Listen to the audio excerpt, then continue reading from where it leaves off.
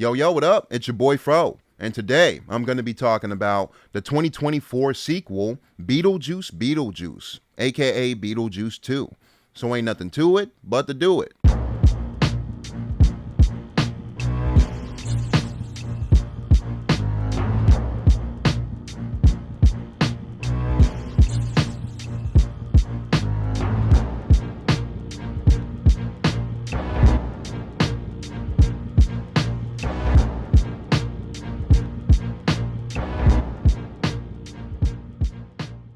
Right off the bat, I really enjoyed Michael Keaton's performance, and I thought it was really impressive how, in my opinion, he was able to slip right back into the manic energy that our title character possessed in the original film, especially almost 40 years later. And he was definitely my favorite aspect of the film. I'm not sure if he was able to get away with as much improv in this one as he was in the OG, but there were a couple moments scattered around where I felt like he was definitely improving, ad-libbing, or like, I'm gonna just slip this into the scene real quick. Moving on to the plot, we follow Lydia Dietz, played by Winona Ryder, who returns as well after all these years, and now Lydia has her own daughter, Astrid, played by Jenna Ortega, and Astrid, long story short, doesn't believe in ghosts or the supernatural phenomena, and this has put a big weight on their relationship, her and her mother. And it doesn't help when we have a slime ball by the name of Rory, played by Justin Theroux, who I thought did a really good job, but I hated this character. Going back to the story, he comes into the picture, he wants to marry Lydia and marry into the family to get a chunk of the success that Lydia is going through in the present time. And he acts as her manager or as her right-hand man while she's going through the business. He has bad intentions for Lydia, and Astrid, rightfully so, despises the new guy coming into the family. And she also thinks her mother is trying to replace her late father. Also returning to the cast is Catherine O'Hara, one of my favorite actresses, and she comes back playing Delia. I would say Delia is a bit more goofier in this film than the first, but I didn't mind it because I really enjoy Catherine O'Hara. So anytime she's going over the top or she's losing her mind, it's pretty funny to me. I enjoy it every time. Now, they didn't bring back Jeffrey Jones, who played Charles in the original film, the father to Lydia. And if anybody doesn't know, Jeffrey Jones is a sex offender or a registered sex offender. So, rightfully so, he's a piece of shit, and he's not going to come back for this film. But the choice for his character was really odd. And spoilers, this is spoiler alert for anybody who hasn't seen the film and is interested in watching it. 3, 2, 1. Charles got his head bitten off by a shark while he was out vacationing somewhere, and he's wandering around the whole movie with his torso open and his gore exposed. This is one of the hardest PG-13 films I've ever seen in my life. And that's saying something. Like, I don't mind blood and gore. I love blood and gore in my films, especially practically done. I think the makeup is wonderful in this film. I'm going off on a tangent, but the way that they handled Charles's character in this sequel, I thought was extremely odd. And I felt like you could have just killed him off like you did in the start of the film and leave it at that. We'll follow the new characters. There's a whole subplot of Charles trying to find his way through the afterlife, and then, spoiler again, but his wife Delia accidentally kills herself near the end of the film while she's doing the snake ceremony, and she's thinking the snakes aren't poisonous, but they bite her. She wakes up in the afterlife. It is pretty funny.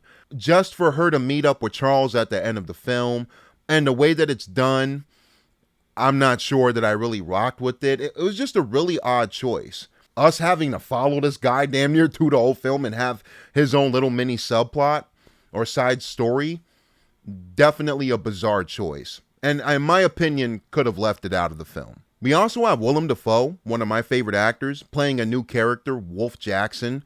And from what I remember, he's pretty funny. He's the leading cop of the afterlife, or he's one of the guys on the cases of anytime a murder happens in the afterlife. And he's also an actor. And there's a couple shots and pieces of dialogue where he's trying to make himself look fresh. There's a couple comedic moments with Willem Dafoe that I enjoyed. I felt like his character didn't serve a big purpose in the movie by the finale, but at the end of the day, I still enjoy Willem Dafoe. So it's not a big nitpick for me. But there's one new character that pops up where I felt like you could have left her out of the film entirely and there wouldn't have been a real big difference. I did enjoy the introduction to Monica Bellucci's character, how she puts herself together. That was pretty cool, and the trickery of it and how it was shot, I really enjoyed. But when I think about it, she's trying to go after Beetlejuice because they have some history. But by the final act, I felt like this side story was damn near pointless. You could have absolutely taken out Monica Bellucci's character and this movie would have been fine. Or at least it would have probably ran a little bit smoother too, because isn't this movie like 1 hour and 53 minutes? Which isn't too long, but you could have definitely shaved off maybe 5 or 10 and made it just a bit smoother. Who am I? But I felt like I would have taken out Monica Bellucci's character and the whole Charles subplot, which I still think is very bizarre. I do like the sequences with the afterlife. That also gets a bit more shine compared to the first film. We're actually maneuvering through this world quite a bit. There's one really goofy sequence that I can see people not really rocking with, but I ate it up. I thought it was hilarious. There's a soul train that takes all the lost souls or dead passengers through the afterlife, and everybody has a disco ball. They're jamming out, and this is near the end where Charles and Delia finally reunite and meet up. But we see Don Cornelius pop out like Soul Train all aboard, and I ate it up. You know, that I love Soul Train. I love Don Cornelius. I didn't think it was a mockery at all. I actually thought it was pretty cool for Tim Burton to do or to throw into the film. I can see people seeing it as random, like, why does that need to be in the movie? But I didn't mind it at all. I had a good time with that sequence. I thought it was funny. There is a really small cameo that I was really disappointed by. And Danny DeVito, I feel, was severely wasted in a very small role. And I would have liked to see at least maybe one more scene or just give him at least 2 more minutes because he has only 1 or 2 minutes screen time before he gets killed off. And I was really pissed off about that because I really liked his look. I like the vibe of the character. He's a zombie janitor in the afterlife. If he threw one more one-liner or something, I felt like I would have been more happier with the screen time.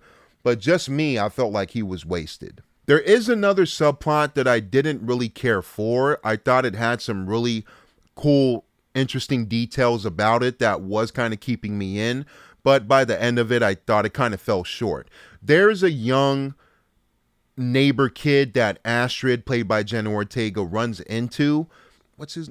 Jeremy. His name's Jeremy. So she runs into Jeremy while he's in the treehouse. They're developing this really quick, lovey-dovey relationship, in my opinion. I thought it moved really quick. And next thing you know, spoilers, we come to find out that he's dead. He's actually a ghost that Astrid, unbeknowingly, was following through. And he opens up a portal in his house. Jeremy takes along Astrid through the afterlife. And we come to find out that this kid is actually a scumbag. Later, we find out he killed his parents. Now, by the end of this side story, I do like how Beetlejuice handled him and how he was able to trick him. I still think it fell short, in my opinion. I didn't really care for the Jeremy kid. The one thing that I thought was interesting about this side story was the detail of the murders, like him murdering the parents. That was a little bit shocking to me in the theater. I didn't expect that. When that happened, I was like, oh shit, that's actually pretty cool. That kept my attention. And then by the end of it, I was like, I didn't care for how it resolved. But wrapping it up, I really enjoyed Beetlejuice a tad bit more than I expected. I do have a lot of skepticism with sequels that come out 20 or 40 years later, reboots, reimaginings, etc. But I really enjoyed Michael Keaton's performance and him slipping back into Beetlejuice, in my opinion, damn near flawlessly. Jenna Ortega, sometimes I like her, sometimes I think she's take it or leave it. For the most part of this film, I thought she was okay. And that's not a jab or a dig at her at all, but I felt like you could have casted quite a few different actresses in this role around her same age, like an Anya Taylor-Joy or someone around that bracket.